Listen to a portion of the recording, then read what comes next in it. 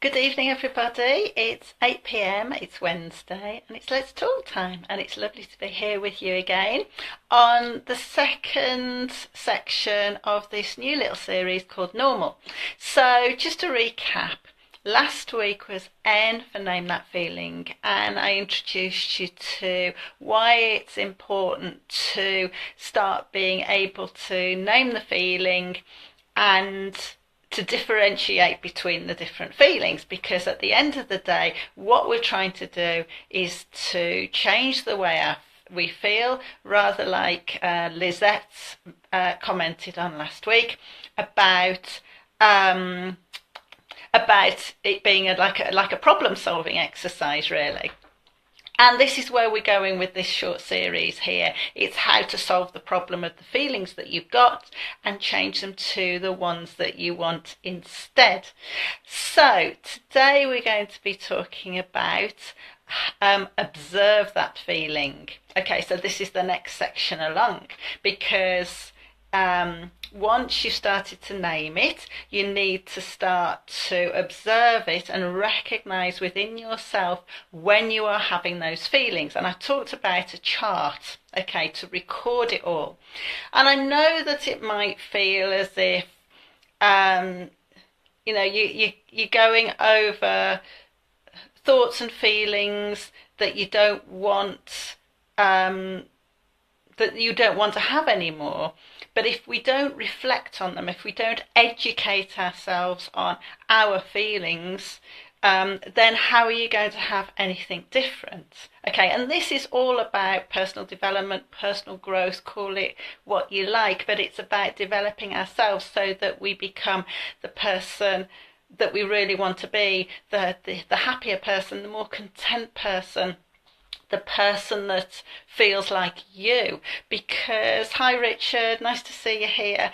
Because when we're in the depths of despair, like we were talking about last week, or you're in the slump of your change curve, it's difficult to be able to recognize these things, because we're just wallowing around in how we're feeling, how bad life is, how we don't want to be feeling. But it's difficult to be able to move the next step to go up the change curve so that you can start making yourself feel a little bit better. And we spend a lot of our time on the fringes of our normal. So we're not feeling normal any longer. We're feeling something really strange, really weird, that's not us. And it's what you're wanting to do is to get back to that normal again. Now, when you've been through some trauma, or you've been put through a difficult situation, then life might have changed hugely. And so it might be that you have to shift your balance, all right, to find your new normal. And that's okay as well. We still have to go through the same process of understanding our feelings, why we're having them, and then what triggers them. Okay, so what I've done is I've made up a little chart, all right, and it's sort of here, and I worked out how to print it back to front so that you can see it, all right. So we've got here, starting at the beginning here, you've got what is the situation. Okay, and I put a little bit of an example there. So at home watching TV, it's 10:30 p.m. Okay, then name that feeling, and if you can rate that feeling as well. Okay, because then you've got a guide. You've got a guide to when you feel that feeling again, or when something triggers that feeling again.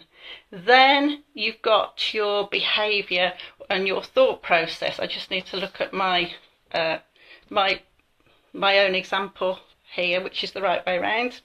So the behaviour or the thought process from watching that film at home, it reminded me about my two exes who left me because of my mood problems and my poor ability to communicate effectively about it. Okay, so the trigger was watching the rom-com film. Okay, and rom-coms are great for a relationship being great, a bit of a disaster, and then at the end of the film it all works out all right for whatever reason. Okay, so what is the alternative or balanced feeling that you want to have? So I want to be able to put this feeling and this past experience behind me. It keeps rearing its ugly head. I can't do anything more about it, but I can't forget it. However, I do want to be able to alter this about myself so it doesn't happen to me in my next relationship. So, what did this person do about it at that time? I had a few drinks of whiskey to forget about it and went to bed. Okay, and then we're going to be moving on to the rest of the chart further through this series. Now, I've put a second example on here. Hi Lynn, lovely to see you. Hi Sam, lovely to see you here. So I put a second example on. So this is following on from the first example. So when I woke up in the morning at 8 a.m, the feelings: sad, demotivated, challenged. So the behaviour or the thought process is I woke up feeling as if it was no good, that I am useless at anything, that I knew it was going to be a bad day and felt as if everything was going to go wrong. So what was the trigger? It was watching that rom-com film the night before. So you can see how these feelings have been manifest through this person's sleep pattern. Okay, and then this person has woke up in the morning with still the same feelings or slightly different feelings. So the alternative, okay, so the alternative and balanced feelings that this person wants to have is to be able to wake up in the morning and feel great and love getting up and going about my day. However, how did he resolve this? I phoned in sick at work and didn't do a lot, slouched around the house most of the day. Okay, and then we'll go on to the rest of the sections further through the series. Okay, I hope that makes a little bit of sense to you, and I'm back. Now, if you think this is a little bit clinical, putting it in a chart, you can do something a little bit more creative with your coloured pens, but unfortunately I can't write backwards. Alright, so it's all a little bit backwards, but what I've done here is, this would be the centre of your page, put something in there, a picture of you smiling or something that makes you a little bit happier, and I've put a smiley sunshine because that's what we're trying to achieve here. And then I've written it out along here. So if you imagine that over a course of a week, or hopefully these feelings will start to reduce after a little bit, you've got a lovely array of information here, all in different colours, which are great to look at, and great, both of them are great for you to go back to and learn from. Okay, I'm back. All right. So, okay. So the thing is, you might think, this is a waste of time, I should be doing something more productive, I haven't got time to do it. But it's like anything, isn't it? With your car. You spend the time, you take your car for its service, you take your car for its MOT, so that it is working well for you and it's less likely to break down. So we need to do the same with ourselves. If we don't maintain ourselves, if we don't maintain the feelings that we want and nourish them, just like that you would a plant, or a pet, or your children, you nourish them, you look after them, you support them. Okay, you've got to do the same for yourself as well, because what's going to happen, you're just going to dive bomb, and if you've already dive bomb, you're not going to be able to get out of that slump, and you're going to stay in the victim mode. Okay, and what we're trying to do, like I explained before, is to get yourself up and out of the victim mode. Okay, so with this exercise, you can be as creative as you like. If you're not very good at being creative, then just stick to a chart. All right, you can do it on the computer, you can do it freehand, you can do it how you like, because this is your information And this is for you so that you can learn from it, so that you can go back to it, so that you can see what the triggers are, how often the triggers are, and trying to find a pattern. So that's why you need to write it down, because if you don't write it down, you will lose the information. Okay, it's just like with Weight Watchers or Slimming World, anything like that, or even if you go to the doctors and you want to lose weight, they tell you to write everything down that you eat, because it's easy to forget, it's easy to imagine that you feel better than you do, or it's easy to imagine you feel worse than you do. Okay, so it's about finding out the realistic you so that you can learn from it. All right, so this actually leads me on really nicely to next week, next Wednesday, and it's going to be R for realistic perception.